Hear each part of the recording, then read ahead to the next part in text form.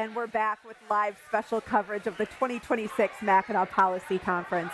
As artificial intelligence, automation, and demographic shifts reshape the labor market, Michigan employers and educators are confronting major questions you're seeing right now in the labor market.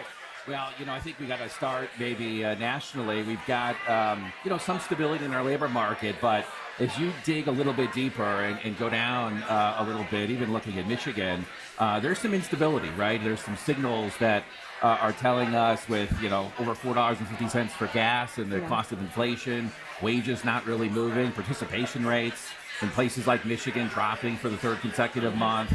And so, employers and workers, right, are in a bit of a conundrum right now. And I think technology is an enabler, right? It's going to be one of the ways that people who have adaptability and the ability to navigate now as they gain new skills, a lot of the work you're all doing is going to be as important as ever in this new world of work. Yeah, Michelle, same question. I'm curious, what shifts are you seeing that are maybe already underway that those folks who aren't watching it so closely aren't even able to see yet? One of the things that we see is as we are trying to educate young people, we are trying to prepare them for possibly positions that are not even existing to this day. Technology is moving so fast.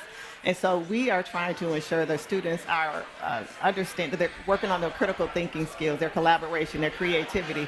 Because technology is moving so fast, by the time we teach them one thing, something else has changed. So as long as we keep them in the mindset of problem solving, understanding that some problems may not necessarily have the answer, but it's going to be up to them to figure out the answer. I think that's where we see the biggest shift, that everything is just moving at such a rapid pace that we must work on those trainable skills to make sure that they're prepared. Well, to that point, your program has spent decades preparing Detroit students for careers in STEM and skilled trades. How has the demand for workforce skills changed over time? And to that point, what skills are sort of the most important right now? You know what, it is, like you said, we've been doing this for about 50 years, and the things that have changed the most is that change is happening so fast. Yeah. And one of the things that our partners are seeing is that young people, we really need to hone in on those skills that are transferable. At one point, probably half of the jobs we were preparing students for were probably had you needed a technical background. Now it's probably around 75%. When we looked at the top 50 jobs or opportunities in the state, over 75% of them you needed a technical background to do it. And so we are working to ensure that young people, again, have those transferable skills. So whether you're going into an engineering field, a STEM profession, or being a lawyer, you need to have those critical thinking skills. You need to be able to be able to analyze information, work collaboratively with others. Those are the skills that really are transferable, where we are really trying to hold in, because those skills will prepare students for any job. Yeah. Chris, AI, it's creating excitement, apprehension, anxiety in the workforce. What jobs and industries right now do you think are most likely to be transformed by AI in just a few short years? Well, look, I think that it's impacting all of us. I think about the role that I have every day, and the way that AI is augmenting, adding intelligence to what I get to do. There's a whole bunch of sectors that are under a little bit of assault. I think you're going to see this. You're seeing this right now with kids that just graduated from college, right? The early entrants under 27 have a little bit harder labor market that they're entering into as employers are looking at maybe cutting back some of that early career hiring. And I think we're going to see that in places like manufacturing, there's going to be new roles that are going to be created, where those transferable skills that we just talked about are going to be really, really important.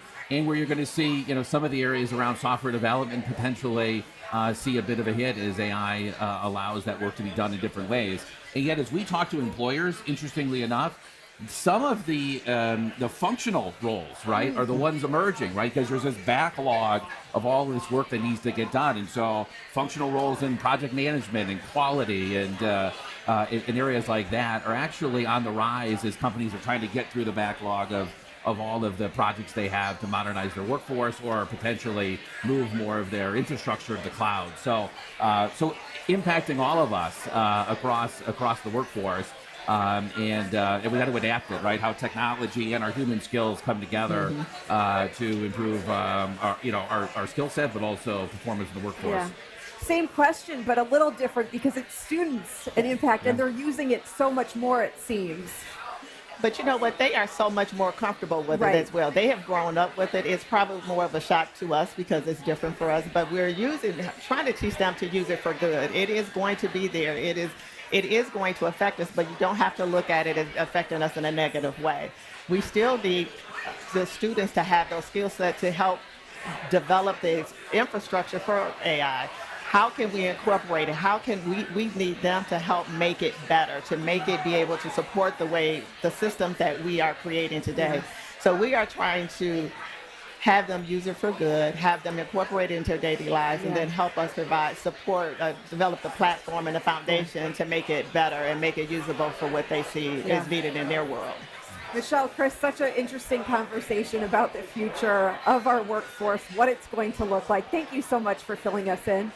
Thanks for Thank being you. here. Absolutely. Yeah, I appreciate it.